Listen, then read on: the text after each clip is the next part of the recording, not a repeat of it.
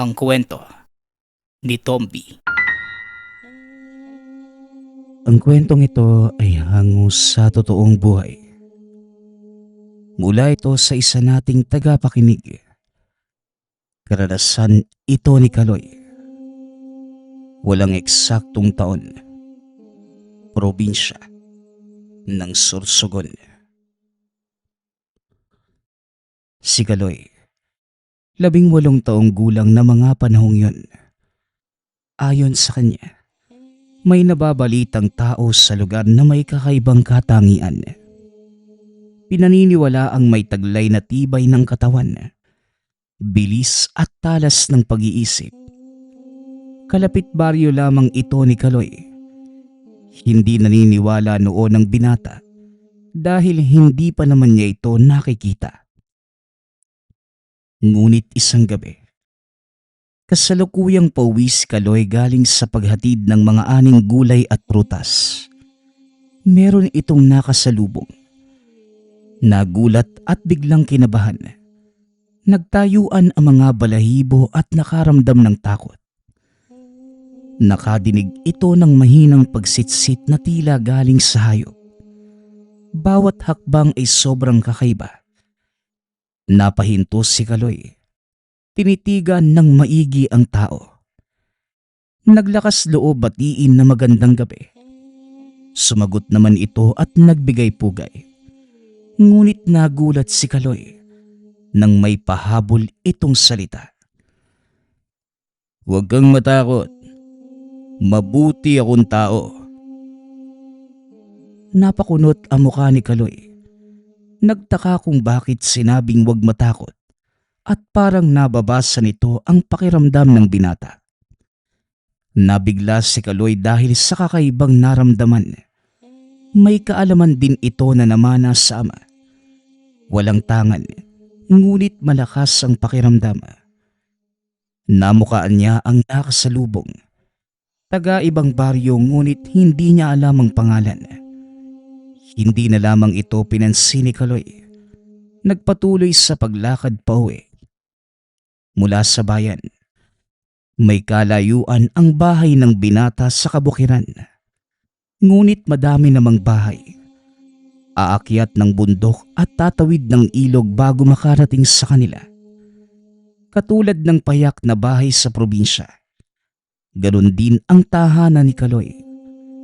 Isang palapag, ngunit nakaangat sa lupa. Isang sala na may maliit na silid at may hagdan sa likod, kung saan nakabukod ang banyo at kusina. Kahit na tipikal na tirahan, umaangat pa rin ang kagandahan. Dahil maraming tanim na halamang bulaklak at nakapalibot na nagsisilbing bakod sa paligid ng bahay. Pagbubukid ang pangunahing pamumuhay ng pamilya. Iba't ibang gulay, prutas at maliit na bahagi ng lupa na may tanim na palay. Dumiretso si Kaloy sa likod ng tahanan. Nakita ang mga magulang na si Tatay Benso at Nanay Maring. Nagmano si Kaloy, ngunit napansin ni Tatay Benso ang pagkabalisa ng anak. Tinitigan lamang niya ito habang paakyat at kagading sumunod. "O bakit anak? Mayroon bang problema?" tanong ni Tatay Benso. Hindi sumagot si Kaloy. Sa halip tumango lamang ito at naupo sa gilid ng beranda. Hindi mawala sa isip ang naging karanasan. Maraming katanungan na pumasok sa isipan at nais malaman ang tunay na pagkatao ng nakasalubong kanina. Kinabukasan, umugong ang balitang may pinatay malapit sa lugar nila Kaloy. Ayon sa sabi-sabi, ginulpi ang tao hanggang sa mamatay. Kinabahan si Kaloy. Inakalang ito yung nakasalubong niya kagabi at napagdiskitahan. Kaya naman dali-dali itong pumunta sa lugar. Naabutan ang labi na nakatiwangwang sa gilid ng palayan. Sinuri niya ang labi. Hindi ito yung taong nakasalubong, kundi isang sibilyan lamang sa lugar Kaya naman nag-iba ang takbo ng isip ng binata. Ang hinala niya, yung lalaking nakasalubong kagabi ang pumatay. Ngunit walang binitawang salita si Kaloy sa mga residente. Sinarili lamang ito at hindi sinabi maski sa mga magulang. Kinahapunan, inutusan si Kaloy na maghatid ng gulay sa kalapit na baryo. Hindi naman ito tumanggi. Iniisip kung saan niya nakita ang taong nakasalubong kagabi. Naalala niyang doon ito mismo sa lugar kung saan ito inutusang maghatid ng mga gulay at prutas. Pagkarating doon, masuri niyang tinignan ang mga taong napapadaan, nakatambay at naglalaro ng bola sa isang espasyo. Hindi niya ito nakita hanggang sa makarating sa paghahatidan. Nasa bakuran ang binata. Nagtataka dahil unang beses pa lamang maghatid sa lugar. Ngunit kilala niya ang mga suki ng ina at kadalasang bumibili. Tao po. Tao po. Narito na po yung gulay na binili ninyo. Parang wala namang tao eh. Ano kayang gagawin niya sa ganito kadaming gulay? Tsaka may nakatanim naman sa paligid na katulad nito. Ay nako, ewan ko sa'yo. Hanggang sa may lumabas ng tahanan, nanlaki ang mga mata ni Kaloy. Ito mismo yung taong nakasalubong niya kagabi. Marahang nilalapag ng binata ang dala sa lupa at halatang tatakbo. Teka, bakit? Huwag kang matakot. Wala naman akong gagawing masama sa iyo eh. Kagabi ka pa. Malakas ang pakiramdam mo, bata. May taglay kang kaalaman. Nga pala, sinadya ko na bumili ng gulay kaninang umaga sa inyo. Alam ko kasing ikaw yung maghahatid. Oh, ba't parang tatakbo ka? Ha? Hindi ako tatakbo no. Wala namang nakakatakot eh. Teka, bakit nga ba nagpunta ka sa amin? Ano namang ginagawa mo dun kagabi? Hindi kaya ikaw yung pumatay dun sa tao? Kaya nga pinapunta kita dito eh. Ayaw ko namang maghinala ka sa akin. Hindi ako masamang tao. Lilinawin ko sa'yo lahat ng mawala yung takot mo. Ako nga ang pumatay. Alam mo kung bakit? Aswang yun. Inaswang yung pinsan kong buntis at nakunan. Kaya nagsumbong sa akin yung asawa. Nga pala, tawagin mo na lang akong Leon. Ako yung tao na sabi-sabing merong kakaibang katangian. Pero tinatanggi ko lang. Halika, pasok ka sa loob. Huwag kang mahiya. Alam ko kasing may kumakalat na balitang ako yung pumatay. Ha? Teka, anong gagawin mo? Bakit mo ako pinapapasok? Naku naman tong batang to. May kaalaman pero napakaduwag. Wala akong gagawin sa'yo. Pumasok ka lang sa loob at dito ka na mag-agahan. Dali na! Kinilabutan si Kaloy. Kahit mabait makitungo si Leon, hindi mawala sa isipan ang sinabi nitong siya ang pumatay sa tao kagabi. Ngunit dala ng malakas na kuryosidad, pumasok ng tahanan si Kaloy. Maliit lamang ang tirahan ni Leon. Maarugang tao.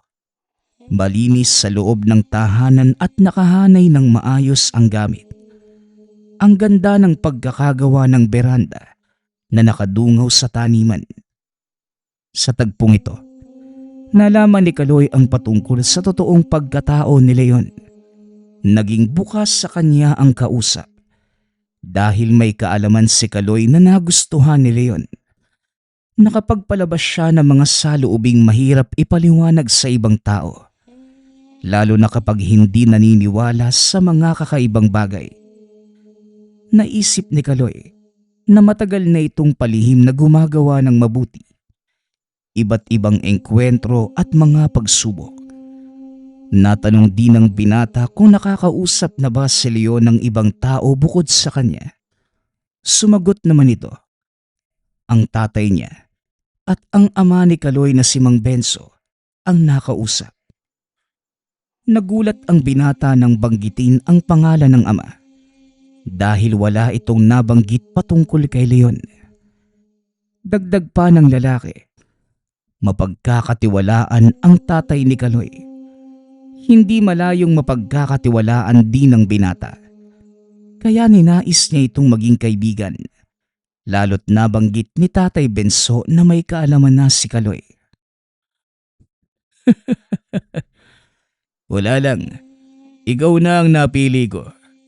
Alam mo kasi, kilala na kita hindi pa man tayo umabot sa tagpong ito. Kaibigan ko si Benso at kagaya ng nasabi ko, pinagkakatiwalaan ko siya.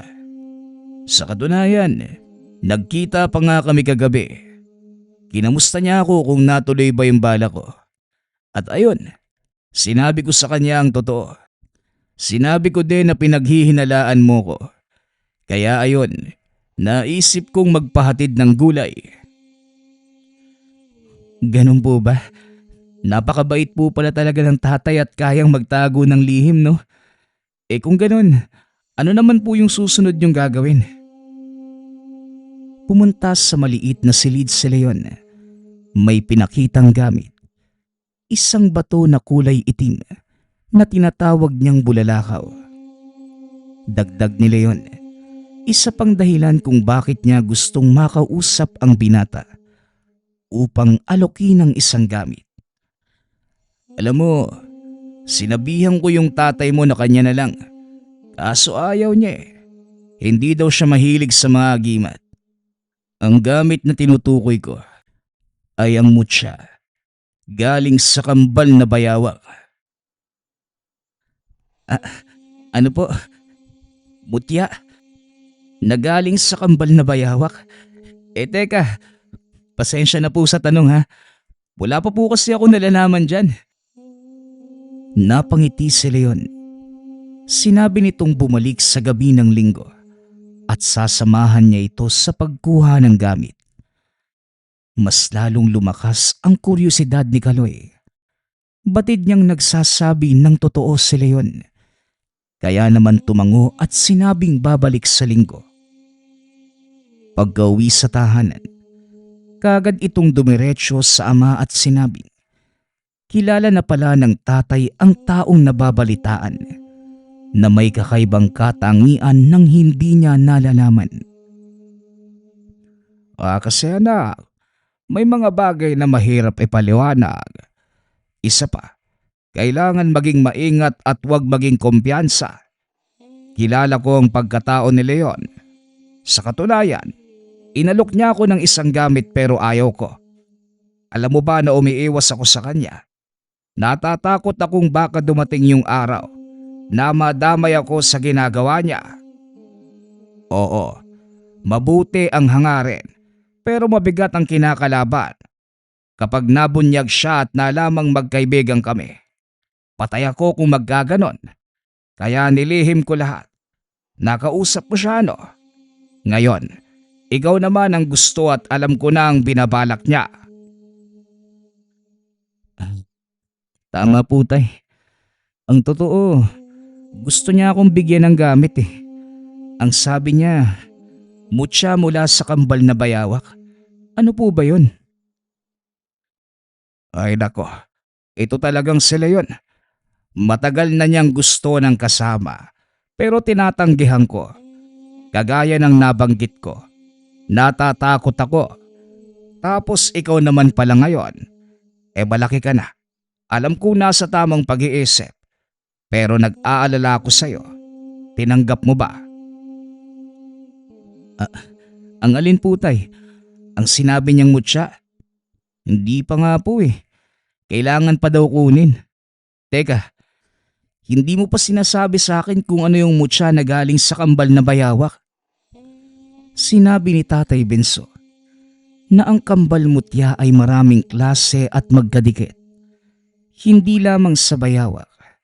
May sa halaman, buto ng prutas, itlog at marami pang iba. Ngunit pili lamang ang may bisa.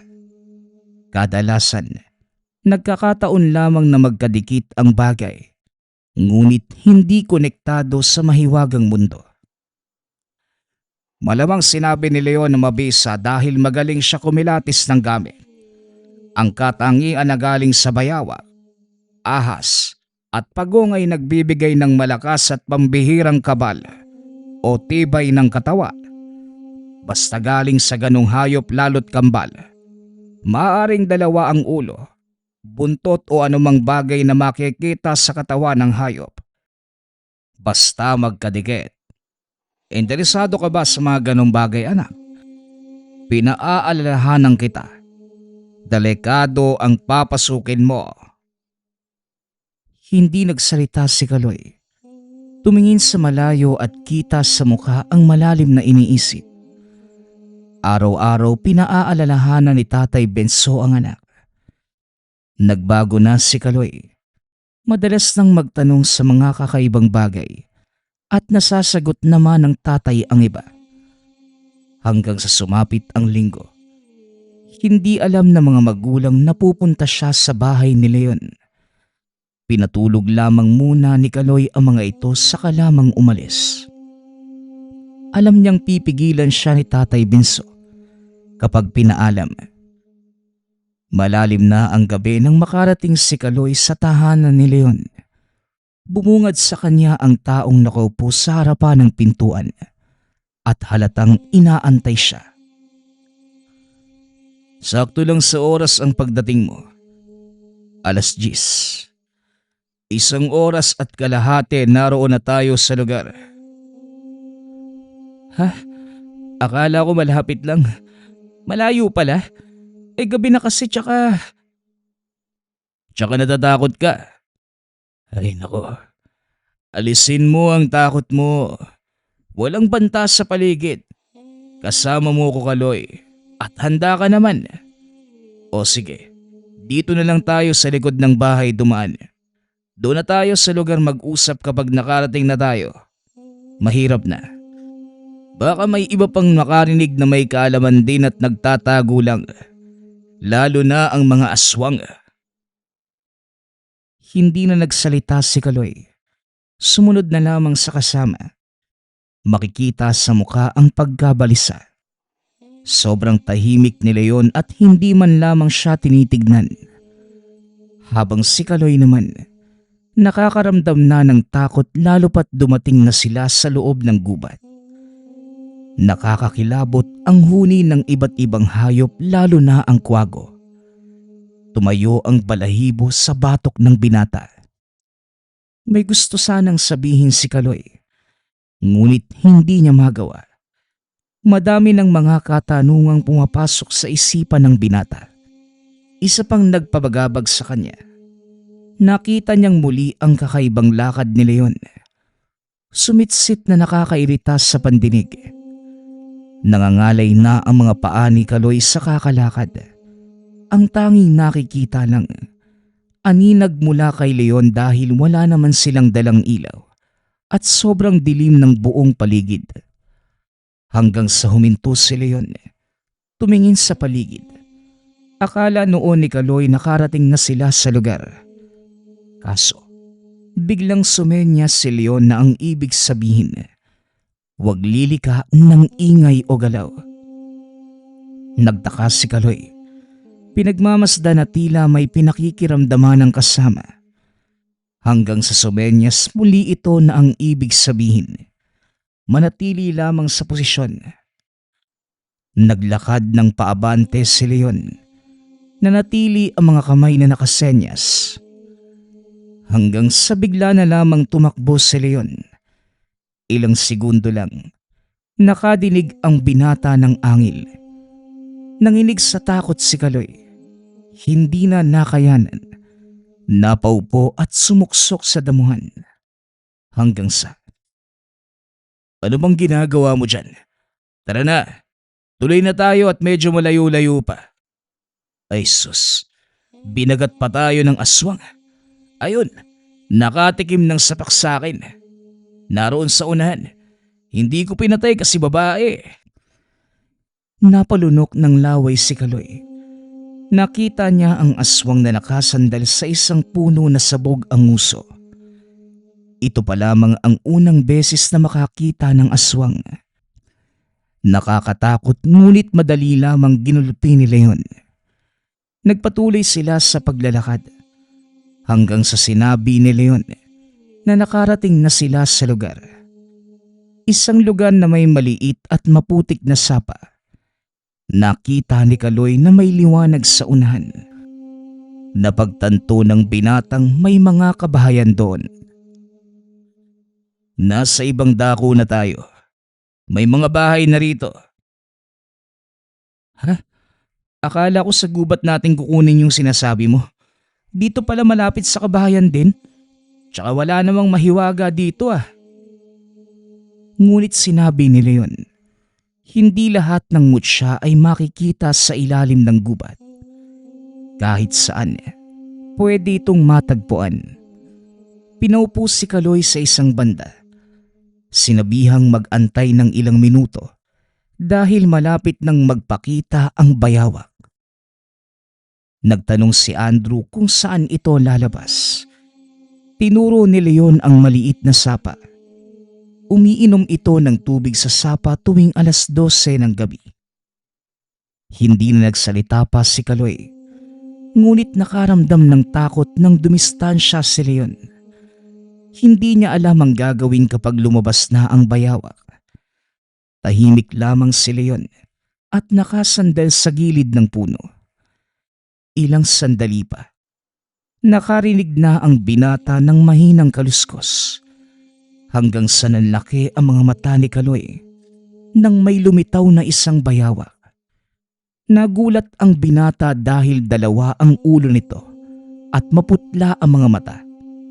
Hanggang sa nadinig niya ang pagsenyas ni Leon at sinabing dakmain ito ang bayawak. Ngunit natakot si Kaloy. Malaki ang bayawak at baka makagat siya.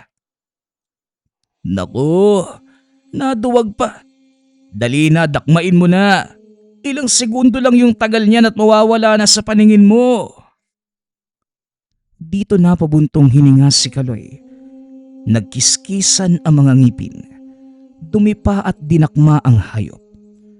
Nagkukumawala ito at kinakagat-kagat pa si Kaloy sa bisig. Sobrang sakit. Gusto niya sanang bitawan ngunit sinabihan siya ni Leon. Natiisin lamang ang lahat ng ito. Hanggang sa may hinagis si Leon, isang punyal at sinabing putulin ang ulo ng bayawak. Buong pwersang kinabig ni Andrew ang katawan upang maabot ang punyal. Hanggang sa nakuha niya ito at kagad pinugutan ng ulo ang bayawak. Sabay kinuha ang dalawang magkadikit na ulo. Pagkakuha niya, inangat niya ang ulo at tumingin kay Leon. Ngunit nakita niya itong tumatakbo pabalik ng gubat. Ang sinabi pa nito, tumakbo na si Kaloy hanggat may oras pa. Nagtaka naman ang binata. Hindi siya tumakbo at naisip niyang nababaliw na si Leon. Ngunit bigla na lang may lumitaw na malaking nilalang sa kanyang harapan. Ang itim. Nag-aapoy ang mga mata at kitang-kita ni Kaloy ang kumikislap na pantay at malalaking ngipin. Halos maihi sa takot si Kaloy. Muli niyang nadinig ang tawag ni Leon. Dito na kumaripas ng takbo ang binata. Sobrang bilis ng pagtakbo ni Kaloy. Hindi din siya makapaniwala sa sarili. Naunahan pa nga niya si Leon. Ngunit paglingon sa likuran, nakasunod ang malaking nilalang. Umiwalay ng direksyon si Leon at sinabihan siya nitong kapag naabutan siya ng nilalang, labanan na niya ito at huwag matakot. Napaluha na ng mga sandaling to si Kaloy. Paekis-ekis ang takbo upang malinlang ang nilalang. Sobrang bilis din ito. Hanggang sa bigla na lang itong naglaho at doon pa lamang nakahinga ng maluwag si Kaloy. Bumagsak sa lupa sa pagod at panay ang tawag sa ama. Ano ba to? Ano yun? Nakakatakot naman. Papatayin ata ako nun eh. Teka, baka nagtatago lang ha? Naku naman oh. Wala na, Kaloy. Natakasan mo. Hindi mo man lang hinarap yung subo. Bueno, napabilib ako sa bilis mo kanina. Umanib kagad sa'yo ang bisa ng gamit. Ngayong parehas na tayong may mutya, mas magkakasundo na tayo. Wika ni Leon na ng mga sandaling yun, nakatungtong sa isang mababang sanga ng puno. Anong bisa, Leon? Yung mabilis kong pagtakbo? Teka, oo nga no, nagulat nga din ako eh. Tapos ang init ng katawan ko. Kakaiba pala talaga yung bisa ng kambal mutya, no? Ang sabi ni Leon, bihira lamang ang ganitong mutya at kadalasan, mga walang bisa. Mantakin mo, galing pa yan sa bayawak. Alam mo ba na kadalasan sa mga hayop na katulad ng bayawak, ahas at pagong, trabungko ang nilalabas na mutya. May lakas naman pero hindi gaano mapagkakatiwalaan. Pero yung kambal mutya, matagal ko na yung planong kunin eh. Kaso nga lang, natatakot ako na baka iba yung maging resulta. Hawak ko na kasi yung mutya ng pagong na may mahabang buntot eh. Maliit na pagong na kung titignan, parang ahas na may buhat na bahay ng pagong. Hindi ko na ginagamit yung bulalakaw dahil mas malakas to kumpara doon. Eto, ayan, nakita mo ba? Ito, yung nasa habak ko nakasabit. Patay na yan. Pinipreserba ko lang at naging matigas. Kaya kung mapapansin mo, sisit-sit ako. Tapos parang bumabagal akong maglakad at pahinto-hinto. Isa lamang yung panlilinlang. Nagtanong si Kaloy na maliban sa bilis, ano pa ang bisa ng nakuhang mutya? Ayon kay Leon, magkakaroon ng binata ng napakatibay na kabal at malakas na pakiramdam. Ngunit pinaalalahanan ni Leon si Kaloy. Dapat buo ang paniniwala niya sa gamit. Kailangan niyang maniwala sa kakayanan nito. Halimbawa, kapag nalagay si Kaloy sa isang engkwentro at may nakaambang panganib, kung magkakaroon ng pagdadalawang isip ang binata at natakot, bababa ang bisa ng gamit at imbis na gumana, tatablan si Kaloy.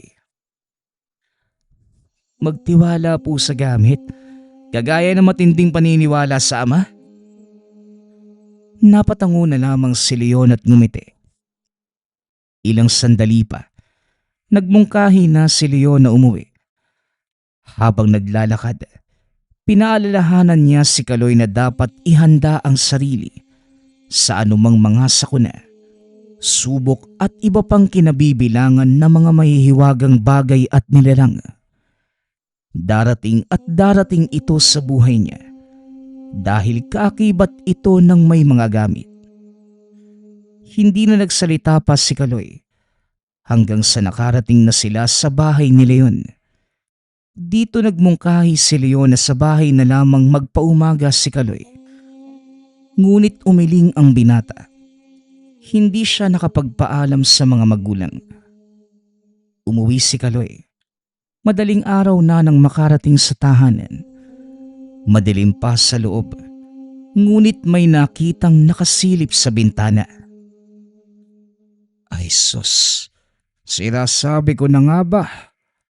Anak, sana naman hindi ka magsisi sa ginagawa mo ngayon. Alalahanin mo palagi, hindi ako nagkulang sa'yo ng payo. Wika ni Tatay Benso habang nakadungaw sa bintana at nagkakape. Napakamot na lamang ng ulo si Kaloy. Humingi ng tawad at sinabing lahat ng ginagawa niya ngayon ay pinag-isipan niya ng maigi. Tumangulang si Tatay Benso. Bumaba na papuntang kusina upang mag-asikaso. Ilang araw ang nakalipas. Nasa bahay lamang si Kaloy at iniisip kung anong gagawin sa kambal mutya. Natuyo na ito at may amoy dahil sa bulok na laman. Naisip niyang baka nawala na ang bisa. Na mga sandaling to, nasa beranda si Kaloy, nakatitig sa gamit at pinatong sa bangko. Hanggang sa hindi namamalayan na nakita pala siya ni Tatay Benso. Lumapit ito kay Kaloy. Nagulat ang binata nang makita ang ama.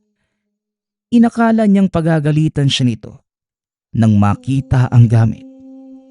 Ngunit sa halip, sinabihan siya nitong ibilad sa araw ang kambal na ulo ng bayawak hanggang sa mawala na ang laman at buto. Balat na lamang ang matitira. Kapag natuyo, ibabad sa langis ng niyog at gawing kwintas o hindi kaya'y habak. Ilang araw ko nang napansin ang kakaibang puwersang bumabalot sa paligid ng bahay. Kaya pala, nakuha mo na pala ang gamit. O sige anak, naisip kong maaaring tama ka sa mga naging pasya mo. Malaki ka na. At ang tanging magagawa ko na lamang ay gabayan ka. Pinatuyo ni Kaloy ang gamit. Nang matuyo, nilublob niya ng ilang araw sa langis. Matapos yun, naging sintigas ito ng kahoy.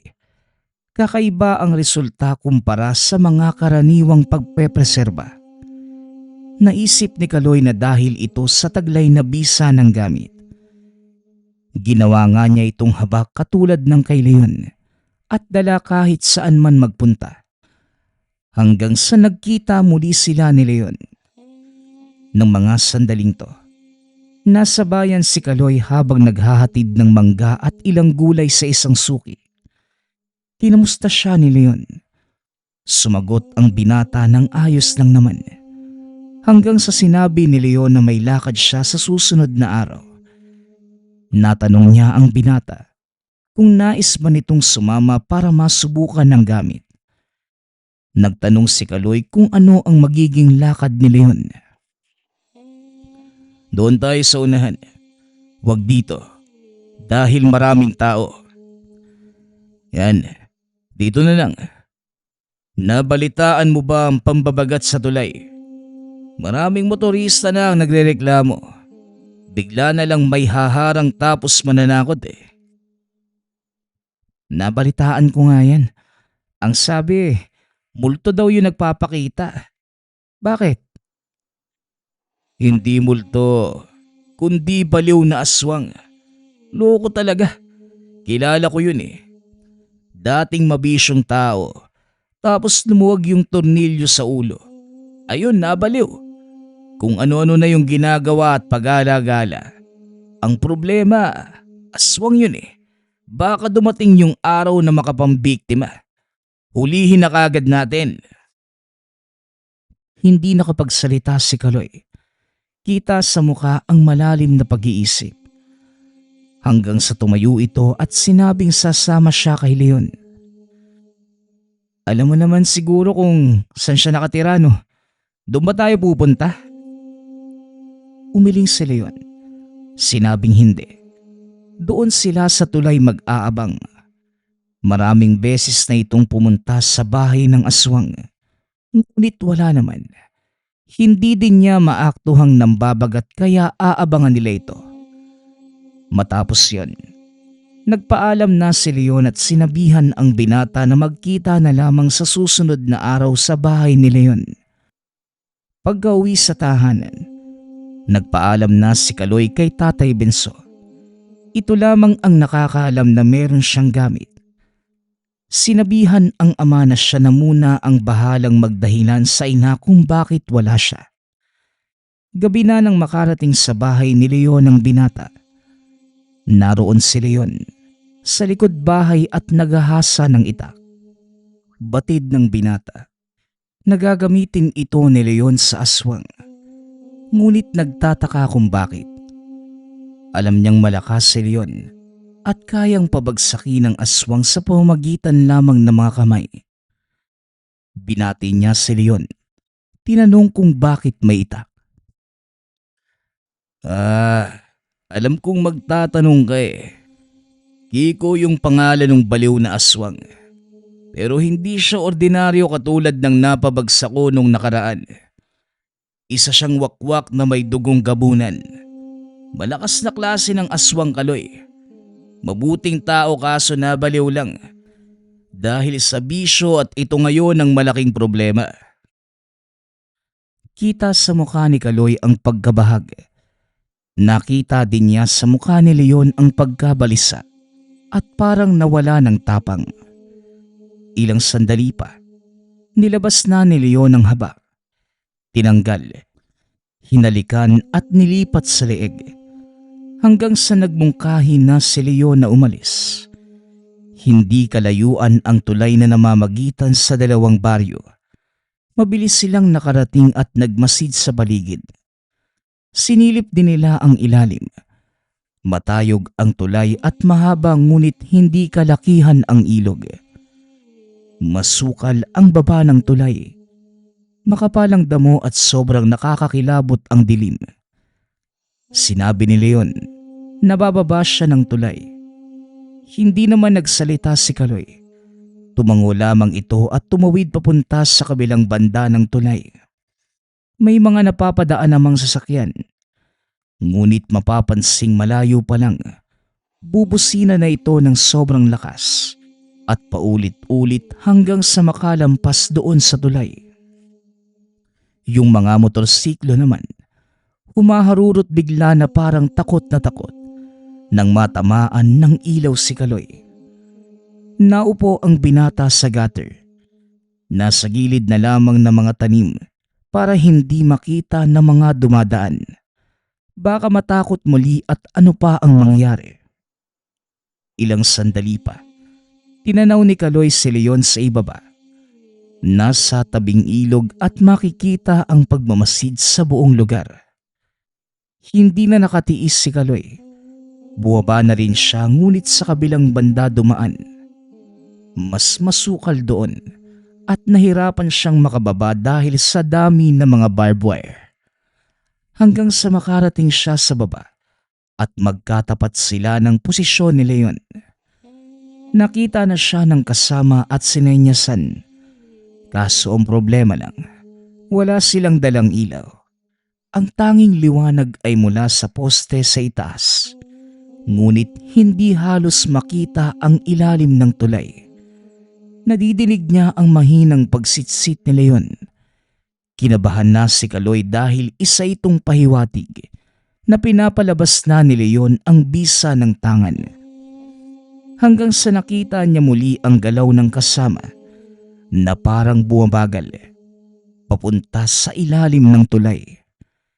Kinakabahan na si Kaloy hanggang sa makarinig ng atungal. Umeko sa ilalim ng tulay ang boses ni Leon. Napatulala si Kaloy. Nailalarawan niya sa isipan ang nangyayari sa kasama. Malamang, kaharap na nito ang aswang. Nagdadalawang isip si Kaloy kung susunod ba sa kasama o hindi. Hanggang sa may nagsikalabugan kasama ng malakas na pag-angil at pagsigaw ni Leon na tila sobrang nasaktan. Dito na lumundag ang binata sa mababaw na ilog. Tumakbo papunta sa ilalim at nagulantang ng bumungad ang napakalaking nilalang. Nakatalikod ito sa kanya at naroon sa kabila si Leon. Nakahiga at hawak ang balikat. Hindi nakagalaw si Kaloy. Marahang humarap ang nilalang. Halos mapaihi sa takot ang binata. Hindi niya maaninag ang itsura. Basta malaki. At may maputing mata na may pula at maliliit na tuldok. Humahangos ito habang naglalakad papunta kay Kaloy. Napaatras ang binata hanggang sa napatapak muli sa tubig. Bigla siyang sinunggaban. Nagpagulong-gulong sila palabas. Tumilapon si Kaloy at napasandal. Dito niya nakita ng mas malinaw ang nilalang. Nang tamaan ito ng liwanag mula sa itaas ng tulay. mabalahibo na may nakausling pakpak sa likuran at mukhang aso na may sungay. Napamura habang kumakabig ng gapang si Kaloy. Sumigaw naman si Leon at sinabi na magtiwala sa sarili at huwag matakot. Kaloy, pag tumakbo ka, patay ka! Sigaw ni Leon. Kaya naman napabuntong hininga si Kaloy. Tumayo sa tubig at humarap sa paparating na aswang. Hindi niya alam ang gagawin, ngunit nilabanan niya ang takot. Hanggang sa muling sumunggabang nilalang, nakatayo lamang si Kaloy.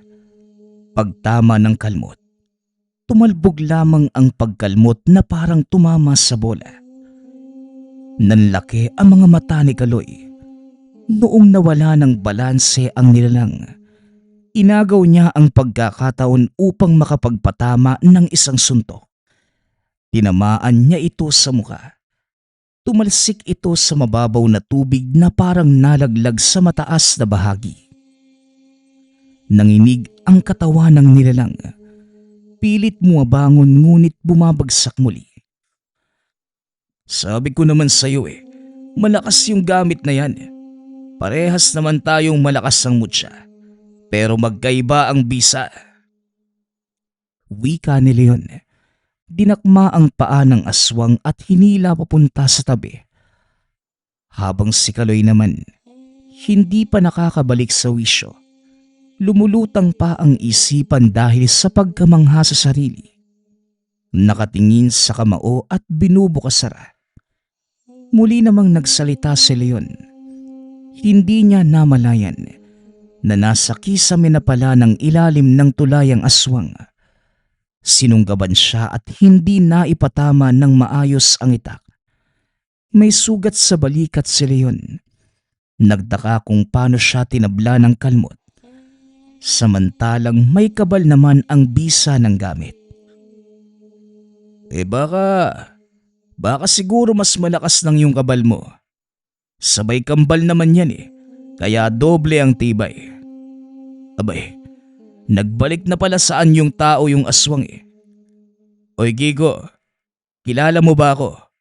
Pambihira ka Ayan yung napala mo sa kakabisyo Aswang ka pa naman. Nako, dapat kang ikadena Kaso wala namang gagawa nun. Wala kang pamilya. Problema to. Wika ni Leon. Lumapit si Kaloy at sinabing patayin na lamang nila ang aswang. Ngunit umiling si Leon. Mabait naman itong aswang at sa katunayan, noong nasa saktong pag-iisip pa si Kiko. Kaibigan ito ni Leon. Minsan na itong naisama noong may pinuntahan silang lugar at tinutugis ang dalawang mangkukulam. Di bale, dalhin natin siya sa bahay. Doon ko siya idadali. Nang sa ganun, mabantayan ko din. Mahirap namang patayin yung isang baliw. Para ka na ring baliw noon na walang pinagkaiba sa kanya. Ay, nadidinig mo ba ako, Kiko? Sige, halika. Tayo. Ayan, nakakaawa ka naman. Ikaw talaga. Diyan ka nga sa kabilang kamay, Kaloy. Huwag mo kaming kakagatin ha. Hoy Kiko, makinig ka. Doon tayo sa bahay.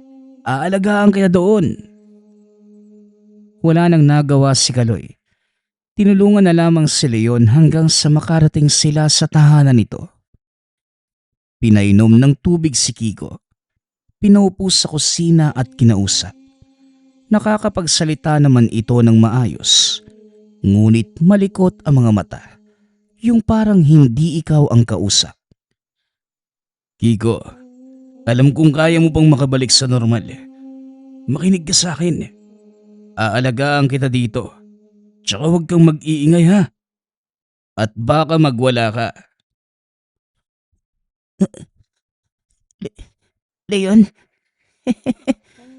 sabi ko na ikaw yan Hala, may mga ilaw doon Nakakatuwa. Gusto ko ng mga ilaw ng mga sasakyan. Gusto ko yun. Kaya gusto ko dun sa tulay kasi nakakapagtago ako. Hinayupak. Hindi naman pala ng babagat eh.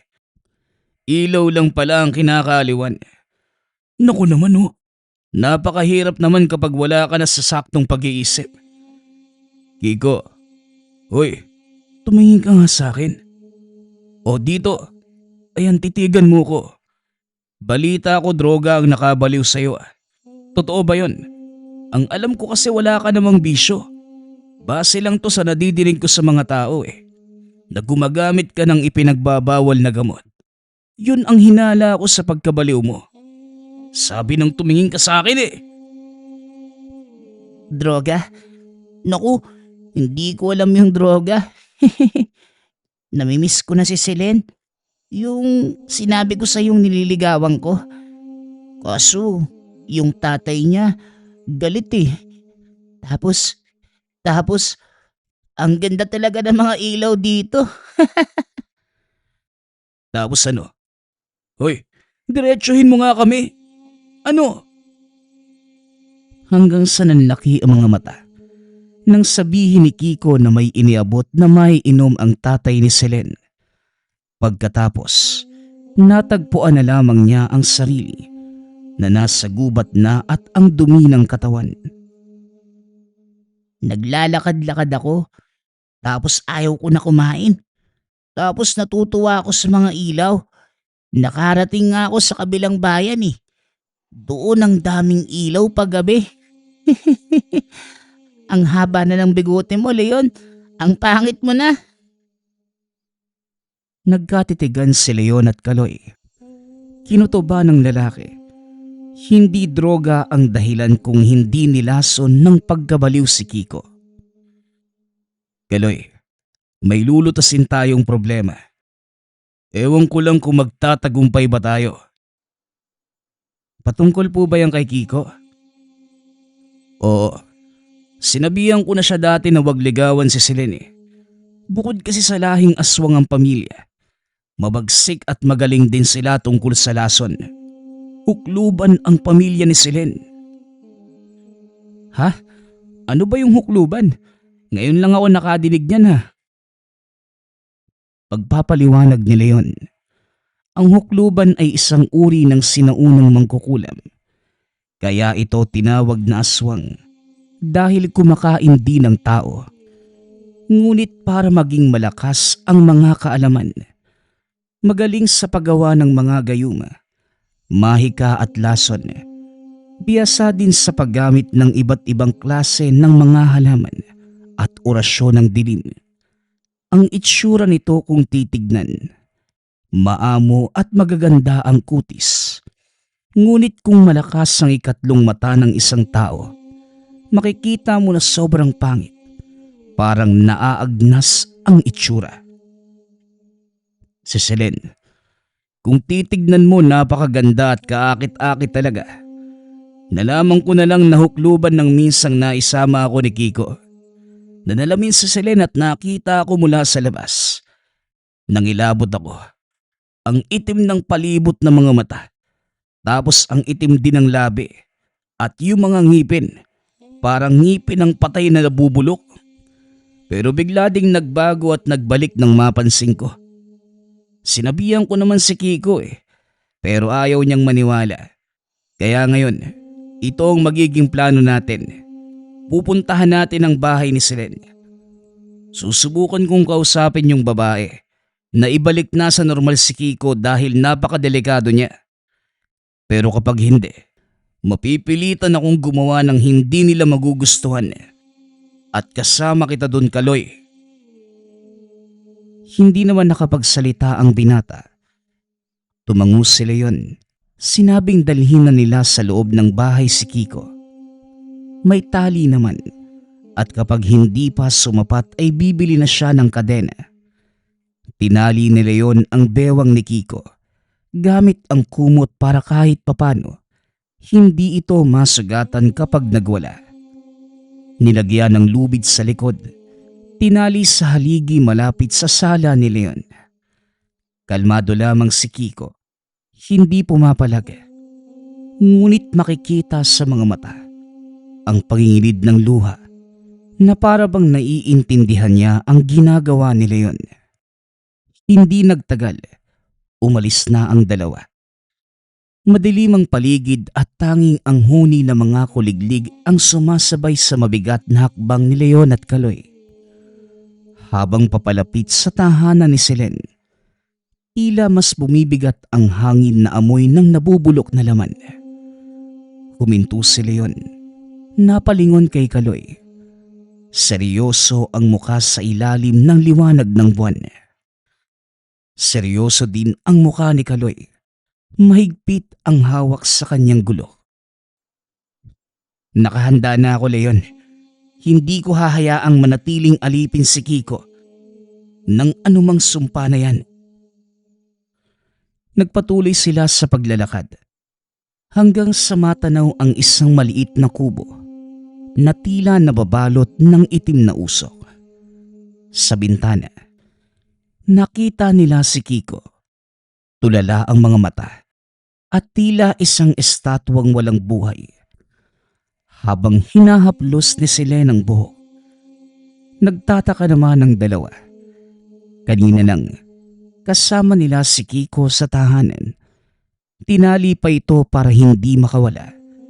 Ngunit ngayon, kasama na ito ng babaeng hukluban. Pero hindi na nakakapagtaka. Malakas talaga yung kapit ng sumpa kay Kiko At malakas din ang taong yan dahil sa dugo niyang gabunan.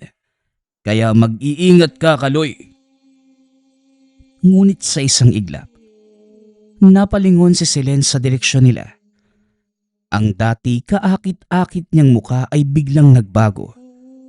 Ang balat, nangungulubot at ang mga mata ay naging kasing itim ng uling.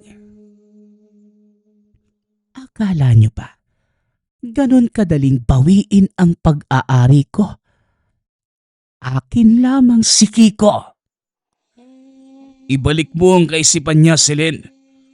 Hindi siya laruan. Nalikan nito ang bertud. Ngunit mabilis na itinaas ni Selen ang kamay. Isang malakas na puwersa ang tumama kay Leon na naging sanhi ng pagtresik nito. Kasabay nun, ang kanina'y tulalang si Kiko. Biglang nagbago ng anyo. Sumugod kay Kaloy taglay ang lakas na hindi pang tao. Kiko, gumising ka. Ako ito, si Kaloy. Ngunit walang emosyon ang mga mata ni Kiko. Sinunggaban niya ang leeg ni Kaloy. Itinulak ito sa puno. Sa gitna ng pagkakaipit, naramdaman ni Kaloy ang matinding init sa bulsa. Ang mutya ng kambal na bayawak. Tila may kakaibang enerhiyang dumaloy sa kanyang mga ugat. Sa isang mabilis na galaw, hindi niya akalaing magagawa niya. Naisalya ni Kaloy si Kiko. Mabilis na binigkas ang orasyong tinuro ni Leon. Sumisigaw habang nakapatong ang kamay sa noo ni Kiko. Sa ngalan ng kalikasan at ng mutya kong taglay, lumayas ka dilim at bumalik ang iyong malay. Isang nakakasilaw na liwanag ang lumabas mula sa palad ni Kaloy. Napasigaw si Selen sa sakit at biglang nag-anyo na isang malaking serpente bago mabilis na naglaho sa kadiliman ng gubat. Bumagsak si Kiko sa lupa. Hinihingal, ngunit unti-unti nang bumabalik ang sigla sa mga mata. Lumapit si Leon na medyo pasuray-suray pa. Tumingin siya kay Kaloy na may halong pagkamangha. Nagawa mo, Kaloy. Tinanggap ka na ng mutya. Ang lakas at bilis na pinamalas mo. Yan ang tunay na kapangyarihan ng tagapagtanggol. Kaloy, Leon, nasan ako? Anong nangyayari? Inakay ni Kaloy at Leon ang nanghihinang si Kiko. Habang naglalakad palayo sa tahanan ng hukluban, nilingon ni Kaloy ang madilim na gubat. Alam niyang hindi pa ito ang huli nilang pagkikita ni Selen. Ngunit alam din niya na handa na siya. Tapos na. Tapos na ang sumpa kay Kiko. Pero alam ko, ito pa lang ang simula ng tungkulin ko sa baryong to. Nagpatuloy sila sa paglalakad paabante. Dala ang lihim ng kambalmutya na habang buhay ng mananatili sa kasaysayan ng Sorsogon. Nagpapasalamat nga pala ako sa lahat ng sumusuporta sa ating channel. Nawa ay patuloy niyong suportahan at pakinggan ang ating mga kwento. Hanggang sa muling pakikinig. Paalam.